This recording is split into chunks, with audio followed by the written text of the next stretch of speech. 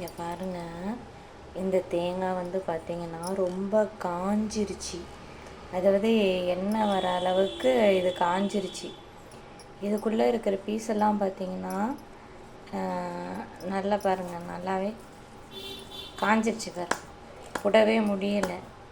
இப்போ அழுத்தம்னா கூட முடியல பாருங்கள், ரொம்ப காஞ்சிருச்சு. இந்த மாதிரி காஞ்ச தேங்காவை நீங்கள் என்ன பண்ணுறீங்க அப்படின்னா தண்ணிக்குள்ளே போட்டு ஊற வச்சுருங்க. நீங்கள் ஊற வச்சிட்டிங்கன்னா இந்த பீஸுமே காஞ்சி போனது தான். இந்த மாதிரி பீஸை தண்ணிக்குள்ளே போட்டு ஒரு குண்டாவில் தண்ணி ஊற்றி ஊற வச்சிட்டிங்கன்னா அதுக்கப்புறம் எடுத்து பார்த்திங்கன்னா நல்லா இந்த மாதிரி ஃப்ரெஷ்ஷான தேங்காவாக வந்துடும். அங்கே பாருங்கள், நான் இப்போ காட்டினேன்ல அந்த தேங்காய் பீஸ் தான் இதெல்லாம். ஆனால் தண்ணிக்குள்ளே போட்டோன்னா அப்படியே பாருங்கள், தொட்டோன்னா அப்படியே வந்துருச்சு. பார்த்திங்களா, ரொம்ப ஃப்ரெஷ்ஷாகவும் வந்துருச்சு. இந்த மாதிரி காஞ்சி போன தேங்காயெல்லாம் தூக்கி போடாமல் இந்த மாதிரி தண்ணிக்குள்ளே போட்டு ஊற வச்சிங்கன்னா ஃப்ரெஷ்ஷான பீஸாக கிடைக்கும். அரைச்சி போட யூஸாக இருக்கும்.